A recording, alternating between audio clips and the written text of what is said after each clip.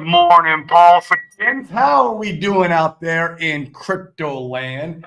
This is the DeFi Crypto Alliance show where we're combining the asset classes of real estate and cryptocurrency together. And we're taking our entrepreneurial friends, our real estate investor friends, and you guys along for this crypto journey where we're going to use crypto as a wealth creation tool and use real estate as a wealth preservation tool. And guys, it's just been an absolute blast of a time.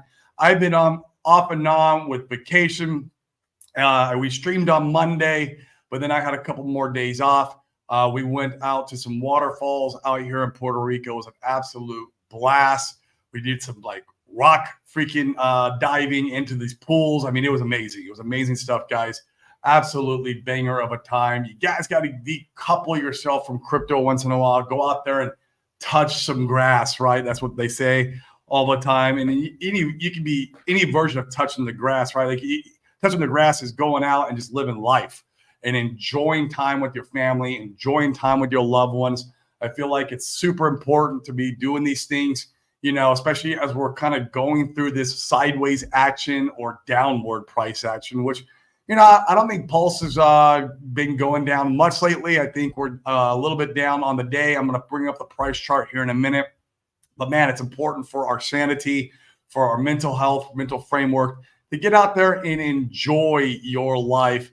You know, there's a saying in the entrepreneurial world that it's not the destination that is the sweet spot. It's the journey, right? And so I think crypto is no different.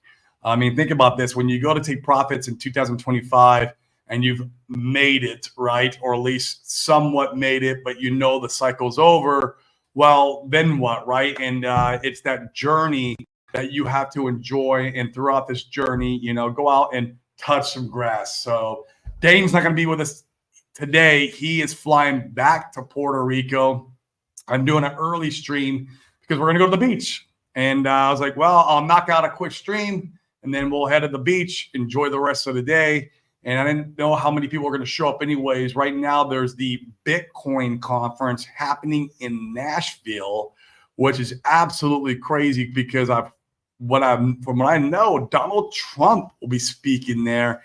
And there's rumor going around that he's talking about like how he's going to make Bitcoin one of the, you know, basic, you know, the reserves. I don't know if it's going to happen or not. We'll see what he talks about, but it's very interesting to see. But it's just fun times, guys, and I'm having an absolute blast. You know, you got to believe in something. This is the community that I believe in. You got to believe, you know, that you are in the right assets, and those are the people who will be rewarded, even through the times of FUD, even through the times of uncertainty. But, man, I have never been more sure that I'm in the right place at the right time with you guys where we could change the trajectory of our family tree.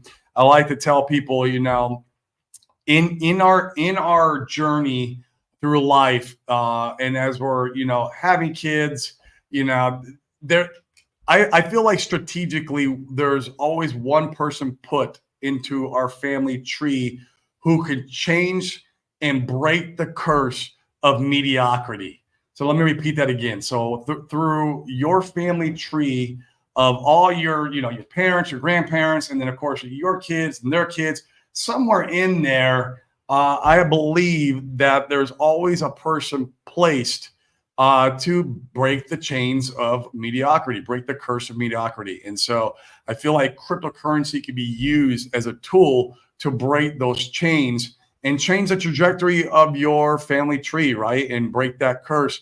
You know, of course, now you have to be a good steward of that money that you make from cryptocurrency and know how to position it. This is why we love real estate as a wealth preservation tool, you know, and to basically change that trajectory. So, but yeah, I figured I'd do a quick stream today and connect with you guys. So that way, you know, let you know that we're back. We are back. We'll be streaming again tomorrow. Tomorrow is Open Mic Friday. We are probably going to be streaming early again, though, because once again, my family's still here. They're here to Sunday. And so if we could stream early and do Open Mic Friday, then we're going to go back to the beach again. And then, they leave on Sunday. And so we'll be back in the hopper like normal on Monday. So it's just, yeah, let's check in with you guys, see what's going on. So we got Hex Evolve Lazy Boy. What's up, man? In one. The beach well, early show. Yeah, today, just because I'm going to get it knocked out, I wanted to touch base with you guys, and I'm going to the beach, man. That's what we're doing today. We're just going to chill out on the beach, eat some lunch, and enjoy the day, man. It's a beautiful day out here in Puerto Rico. It's always usually a beautiful day unless we're getting hit with a hurricane. That's the exception to the rule. Ruth M., good afternoon. What is going on, Ruth? Red Squirrel. Oi, what's up, my man? How are we doing out there? We got Brett Powers. What's up, bro? Let's go Pulse Trade, man. Yeah, I agree, man. I have never been more bullish in my entire life on anything. You just got to kind of put the pieces of the puzzle together. You got to have a little bit of foresight and faith, and you can see the clues, man. It's all coming together nicely, I think. So, Hexclaim, what's going on? How are we doing? I always touch grass. Yeah, man. It's you got to get out there and live your life.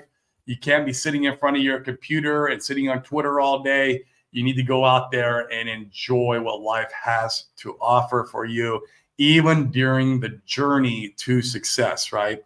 And it's the same when you're an entrepreneur and you're building a business. You know, there's a lot of rough roads in building a business, a lot of lumps in the head that you'll take, you know, a lot of life lessons.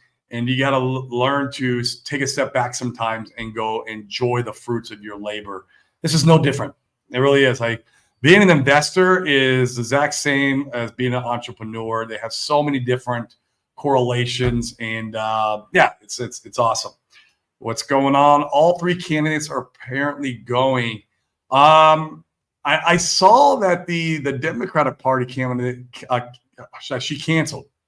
Let me know if that's true in the chat. I don't know if it was a rumor or I know Trump's going. He's going to be talking.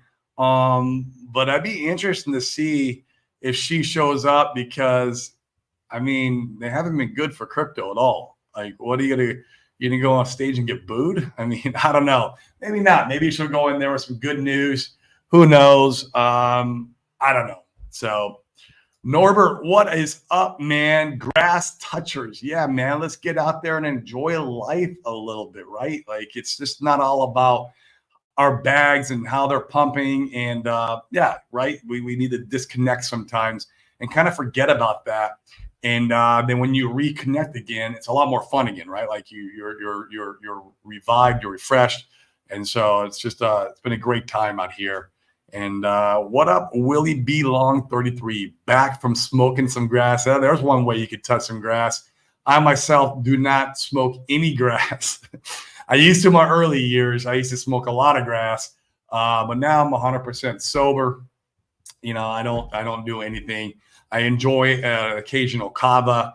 I don't know if you guys know what that is. It's just a drink made from a Polynesian root, and it's very similar to like chamomile.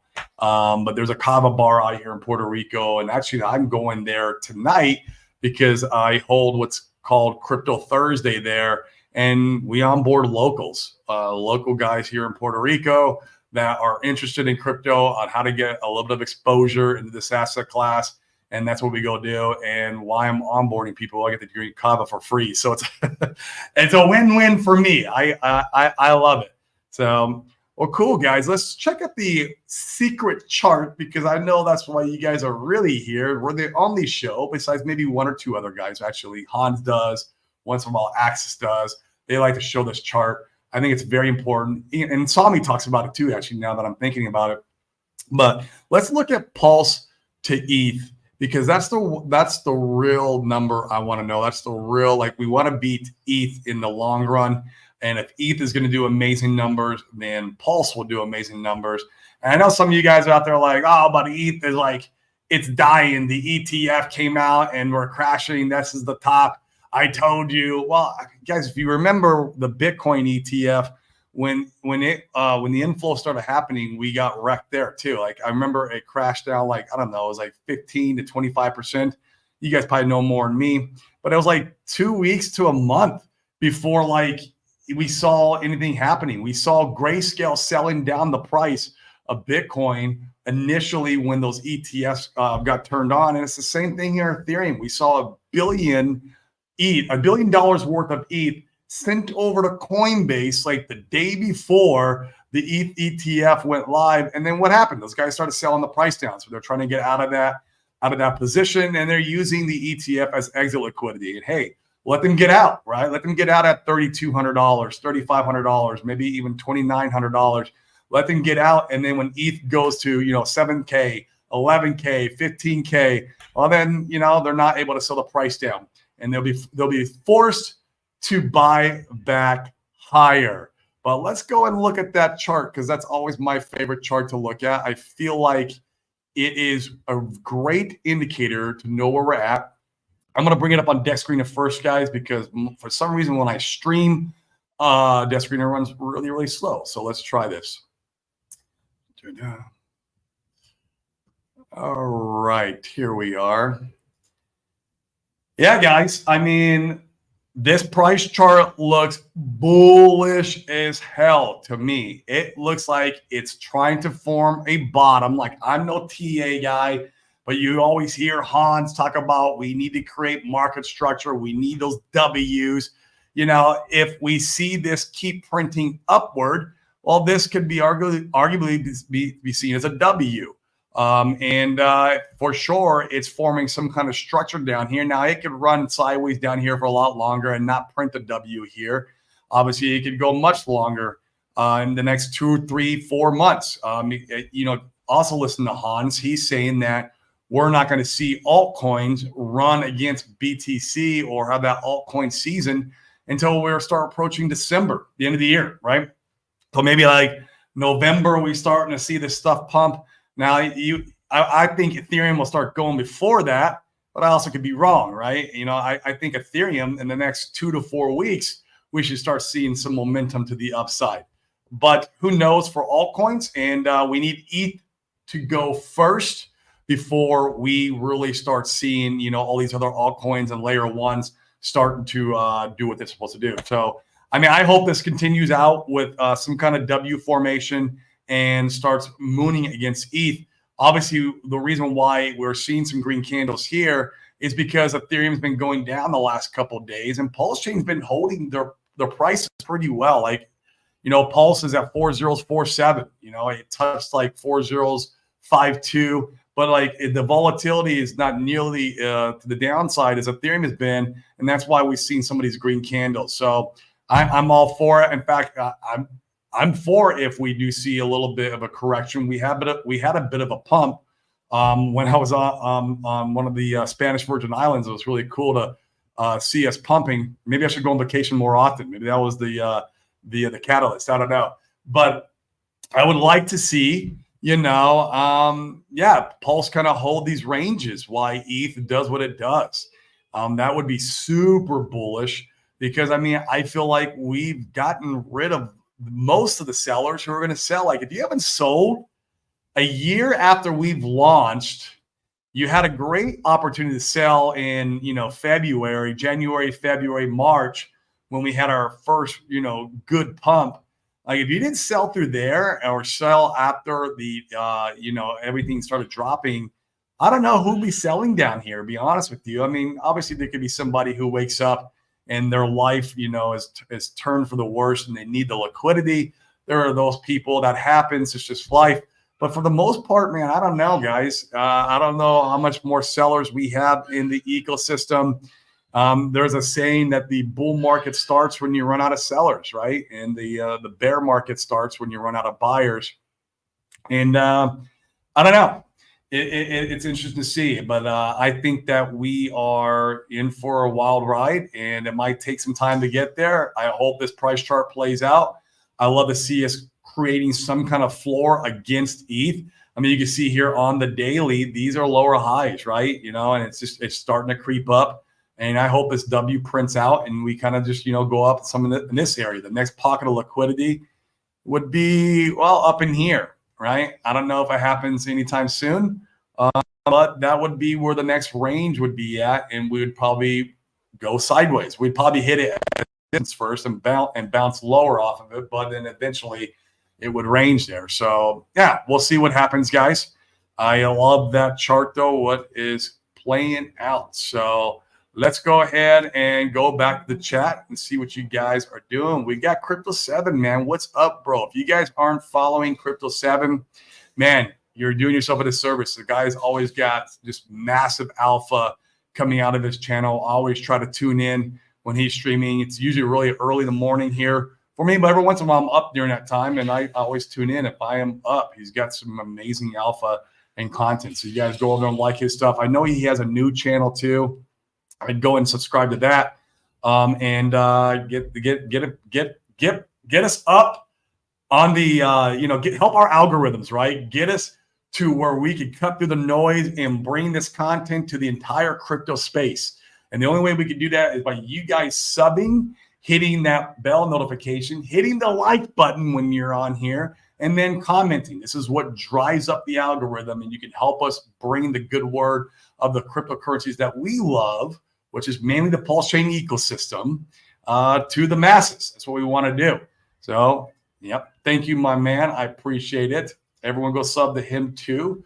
Chris Crypto AI Corner. Hope you had a wonderful holiday. I did, man. It's been really cool to have these guys out here for 2 weeks, forcing myself to take a vacation where, if they didn't come out, I probably not have taken a vacation and still be working.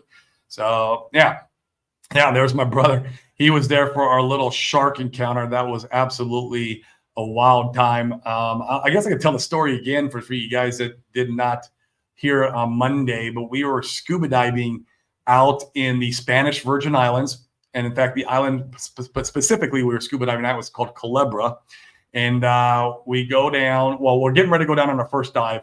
And the dive guide, the guide that was taking us down, he was like, hey, I'm going to go down and I'm going to spear a lionfish. And he has this big old spear. And I'm like, okay, what for? Like, we're going to cook it? We're going to eat it? He's like, I'm going to feed Gertrude. I'm like, who the heck is Gertrude? And he goes, a reef shark. I'm like, all right. And he's going to feed this reef shark from the boat is what I'm thinking. So we dive down. Great dive. The coral was beautiful. You see these amazing, colorful fish. I saw lobster. We saw sea turtle. It was insane. But we find a lionfish in the bottom of the ocean. He's all stuck in one of the corals. Well, not stuck, but he's hiding in one of the corals. But the dive guide, he saw the lionfish, and he goes and he catches it with his spear. And then the rest of the dive, he's carrying around this lionfish with him. It's like, okay, this is cool. We'll get to see a shark eat this guy. And so we finish the first dive. We go up. We have lunch, and he's got this lionfish in the boat, on the spear. And then while we're having lunch, we went snorkeling. And you have to put an hour time before in between your dives because of what's called the bends. You can get sick if you do too many dives too fast. So we took an hour break while they're preparing us lunch. And while we're snorkeling, we saw a barracuda, and this barracuda was massive. I mean, and he was like 3 feet long with these big old ugly teeth, and they come up right to your face. They're not afraid of us. It's really odd. But it was cool to see that guy. And then we get back in the boat and we get ready for our second dive, and he's grabbing his lionfish. And I'm thinking, like, are we gonna feed it? And he's like, no, we're gonna dive with it. Like, I mean, you're gonna feed Gertrude while we're diving? He's like, yeah. I'm like, what? He's like, yeah, this is my pet shark. Okay, what do you mean your pet shark? This is absolutely wild. So we go in for our second dive. Absolutely beautiful dive again, and we're cruising along, and he's got this lionfish, and we're about 20 to 40 minutes into the dive, and then sure enough, here comes this reef shark. I mean, he's like 5-6 feet long. I mean, he's about as big as I am, and he's cruising past us. And the dive instructor, is trying to get his attention with the lionfish. Apparently, he knew that the lionfish was there, but he was playing some games with the dive guide. And he goes, and the diving guy was like, I don't know why he doesn't want the fish, or she wants the fish. We're like, all right. And so we get halfway through our dive, we turn around, and we're going back. And then my brother starts smacking me on the fin, and he starts doing this motion, which means shark when you're underwater. And sure enough, I turn around, and Gertrude was following us closely. And I'm like, okay, it's a little scary. And so I let the dive guide know, and he turns around, and he knows exactly how to get her attention. And, he's waving the lionfish around, and he puts the lionfish on the bottom of the ocean. And sure enough, this reef shark comes around, And right in front of me, I'm like 5 feet in front of me, this reef shark comes and eats the lionfish. And it was absolutely the most wildest experience. I'd never been in open waters with a shark before. And I'm like, that shark does not eat people? And he's like, nah. He's like, she's not big enough to be interested in people. And there's 3 of us versus 1 of her. And she knows exactly, the drill. We go down and feed her every time. And I've been doing this since 2017. I'm like, holy crap, that's insane. And this guy's done a lot of dives. He's lived in Culebra for 20 years and did over 10,000 dives. And so, like, literally, this shark was like his pet shark. So it was one of the coolest experiences. I had to share that again with you guys. I shared it on Monday, but I figured I'd tell the story again. My brother was there, and it was a good time. It was a lot of fun. I've never had an experience like that. So, Red Squirrel, what's going on? We got Crypto Ewok. Good morning, Corey. What's up, my man? How are we doing out there? Bright Light Crypto. Yep.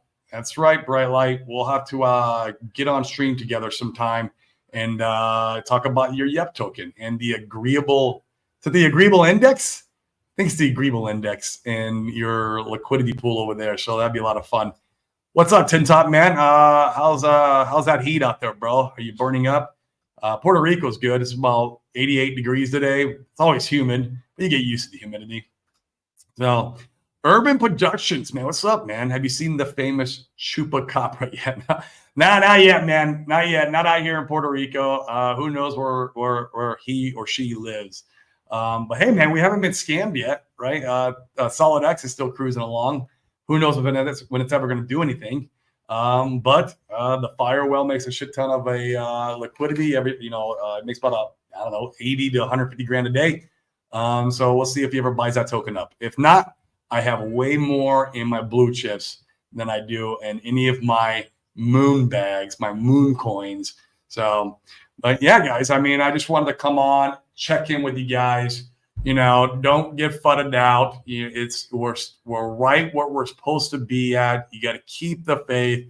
Go out there, touch some grass. I always tell people, go out and build a business, right? If you go out and build a business, it does a couple things. You're focused your time, energy, and efforts on something else. And it don't have to be something crazy. You could be like, an Amazon store, right? Do something with your time and energy that's focused on creating value in the world. And then the cool part is when you start making money at that business, you can bring it into crypto. And it's a great way to get your mind off of the entirety of the cryptocurrency, ecosystem. And it's easy to kind of, go on Twitter and feel that negative energy that we see so much over there. And it's just like, yeah, it's just because we're at in the cycles. Somebody likes to say green candles make people smarter. Man, that's so true, because I could tell if the price charts are green.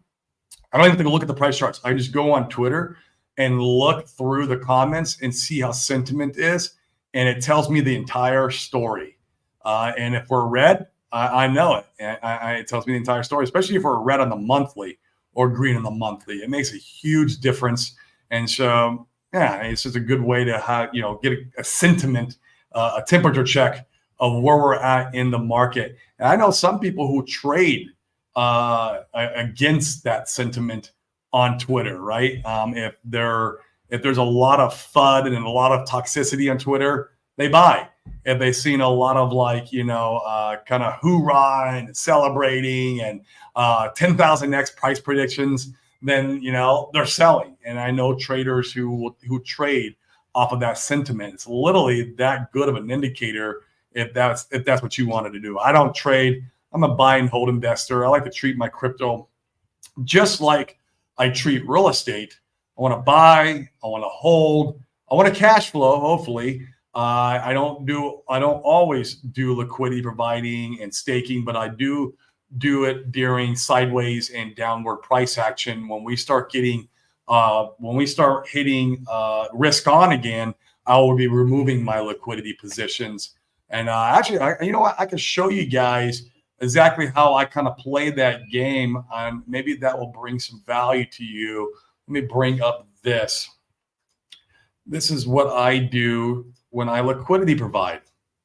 So I'm liquidity providing with the Ink Impulse X pair For one, you got to ask yourself the question, am I okay being stuck with one or the other coin just in case stuff goes bad and it runs, in permanent loss against you? And the answer for me on these two assets is yes. I feel like they will take turns being the one in the spotlight. I feel like Ink potentially could be the one that, runs against everything, although Hans has different sentiment on that, and we'll see.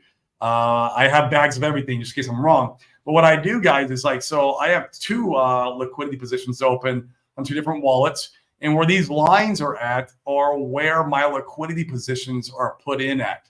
And so I know exactly where I'm at as far as my impermanent loss factor. And what I'll do is, so you see right down here where this liquidity is at.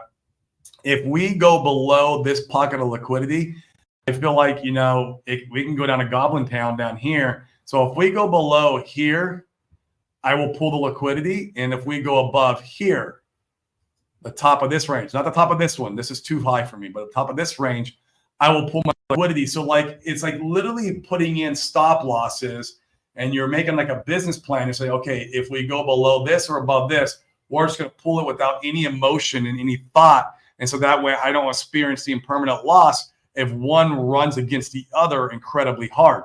And so that's what I've been doing. I've been providing liquidity since back in here when it dropped out of this range. I felt like that was a great time. I didn't know. I felt like it was going to drop somewhere in this liquidity pocket.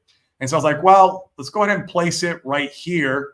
And I caught it right here. It was a little before that. I should have waited maybe a little bit longer. But regardless, one here and I got one here. And the second one, man, I nailed right on.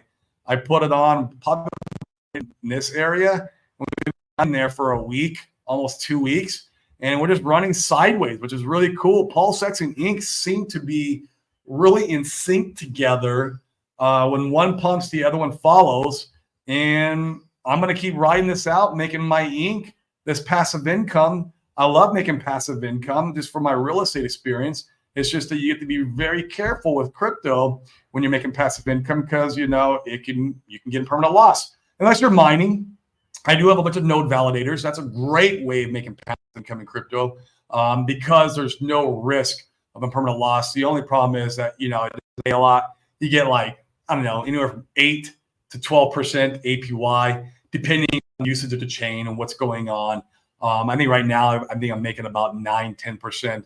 So the APY is not very high. And it's the same like if you're staking Hex, on the short term. If you stake Hex on the monthly or up to about a year, you get anywhere, I don't know, I think it's between 8 to 10% APY. And I do stake Hex in that regard.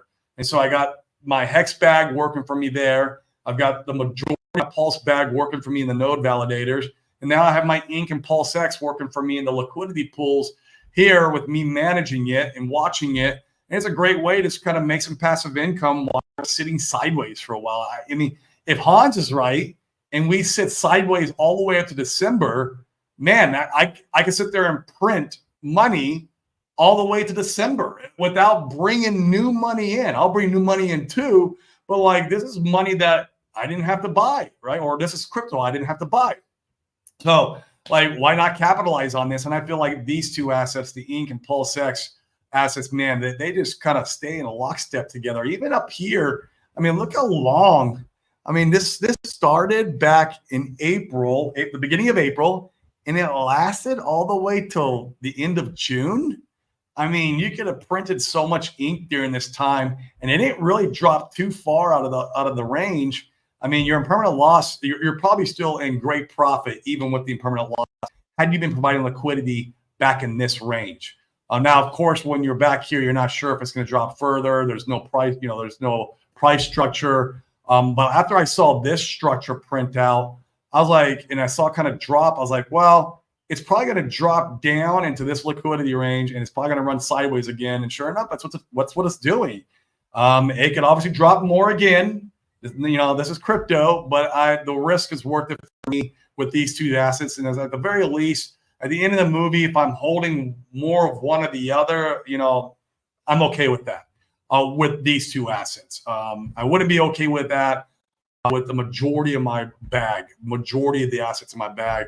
But with these two, the way they kind of move together, Yeah, the risk for me is worth the reward here, and so that's how I'm playing the game here. So a little bit of alpha there for you if you guys are wanting to go in and provide a little liquidity while we're in this sideways action. Um, I personally would not do it with like Pulse and Ink or Pulse and Pulse X, to be honest with you, because they run too hard against each other. Right now, Pulse X is running really hard against Pulse. And in fact, we're in all-time new highs against Pulse. And for me, that's not worth the risk. The reward is not worth that risk. Maybe Pulse and Hex, maybe because we're in a bottom range there, and maybe it sits sideways for a while. But then again, I could see a time period where Hex runs really hard against Pulse again. It could happen, and then you're going to be stuck with a permanent loss. So I feel like with a Pulse X and Ink, those two assets for me, the reward outweighs the risk. So yeah, do what you want with that information, but that's how I'm playing the game. Right, yep, it's the Agreeable Index. Scuba Steve likes diving for that treasure, man. I like diving in real life, man. If you guys have never scuba dived, it is an absolute blast. I like to tell people it's the next best thing to like meditation. Literally, when you're down there, it's just you and God. That's it. If you don't believe in God, fine, maybe the universe, whatever you believe in. But like, I believe in God. But like, it's just you, God, and the surrounding. You don't think about you're not thinking about crypto. You're not thinking about run your business. How you're going to make payroll or something like. You're not thinking about any of those things when you're down there. You're not thinking about any of the problems in your life when you're down there. You're focused completely in the moment, and it's gorgeous. And so, recommend any of you guys who have ever thought about scuba diving, go get licensed. Another cool part is once you're licensed for life. So you go to Patty, you got to go to Patty Scuba Dive Instructor. They will license you, and that license carries on for the rest of your life. You never have to take another test again. You never got to go and do a recertification or have to do more hours of training. I got my certification done when I was 14 years old. I'm 47. And so I've never had to do it ever again. And so anywhere I travel in the world, if I'm like, oh, let's go do a quick dive, I go find the nearest dive shop, show them my certification from when I was 14, and I can go dive. So something really cool to think about.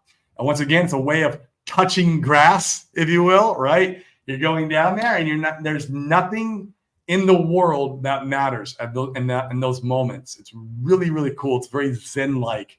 It's the closest to meditation, I feel like, for me, and the closest I can get to God without actually praying. And it's absolutely amazing. So yeah, man. Anytime, bro. Anytime. Stand deep. What up, bro? Good evening from India, man. You're in India. Wow, it's crazy. So it's evening time there. You guys are probably 12 hours ahead of us or something here in Puerto Rico. It's 11:23 here a.m. So, man, I would love to tell him the story sometime. I don't know if that would ever be an opportunity I'll ever get. But I don't know if he's ever streaming again. Who knows, man? I think you would have a shot to get him on your stream, Crypto 7, because you probably have one of the biggest shows in the entire community. And so you'd probably get a shot of getting him on, man. That would be so effing cool, right? If you get Richard Hart on and you talk about your views going to the roof, that would be a show that would probably get 10,000 views, man, or more. Who knows? It would be wild. I mean, you get between 1,000 and 2,000 normally. So it would be absolutely cool, man. So, well, cool, guys. I just wanted to do a quick one today. I see 136 of you watching. Once again, if you guys are watching, hit that like button. Come over and sub. If you're on Twitter and you're watching, just come over and sub on YouTube. It helps boost the algorithm. And and watch us on YouTube so you can come in and comment. Once again, we're going to do Open Mic Friday tomorrow. If you guys want to come on and rap about anything, feel more and free, man. We can rap about, real estate. We can rap about crypto, obviously. We can rap about my shark experience again. I love telling that story, man. I'll be telling that story for the next 5 years because it was just so crazy. It's just one of those moments in your life where wow, that will probably never happen again in my entire life. Or if it does happen again, I might get eaten. So I don't know. I kind of like them on the like, do I want it to happen again? Probably not. So, but yeah, come on stream tomorrow. Let's do Open Mic Friday. Once again, I'm probably going to do the show an hour earlier than normal tomorrow because once again, we're going to get out of the house tomorrow, go to the beach. Tomorrow there is a my realtor who does all the crypto guys, like help them buy houses. He's the crypto guy realtor here in Puerto Rico. He's having the beach party, so there'll be a bunch of crypto guys there. There'll be Hexicans there. There'll be Solana guys there, and so it'll be fun to be hanging out and meet some of these guys. Some guys who I've never met, and that's what's cool about Puerto Rico is that it's kind of like the crypto hub, if you will, for the United States. Anybody in crypto probably lives out here, and they got some pretty big bags. I mean, it's really fun to hang out with people who has bigger portfolios than you do. In fact, you learn from them. It was the same thing in real estate. I always want to be in rooms with guys who are doing more deals than me because then I can learn, how to kind of get ahead of the pack, how to cut in line, if you will.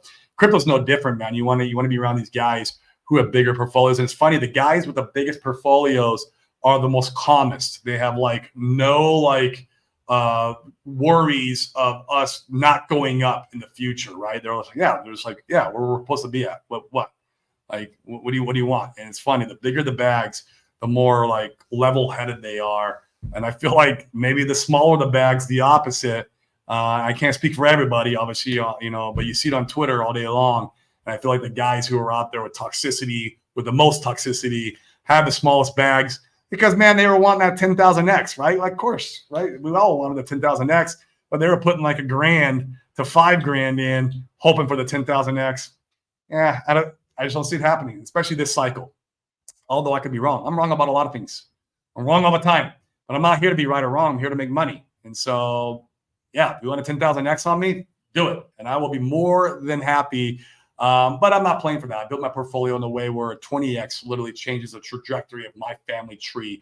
I break the curse of mediocrity entirely, and it's off to the races. So, all right, guys. Well, I'm going to wind down from there. So I will see you guys mañana. Tune in. Like I said, an hour earlier. And yeah, we appreciate you guys. I really appreciate you guys because you guys make our show, right? You guys are the ones who come in every day, who believe in our content, who watch us. You are the community. You are our tribe. And let's keep rocking and rolling this market cycle and go touch some grass, guys. Go do it, man. Come out to Puerto Rico. Say hi. Touch some grass out here. And it's good for the mental state, right? Your mental being. And so, all right, guys. Well, I'm going to hop off. Appreciate and love all you guys. Smash the like and hit the subscribe on the way out. Peace.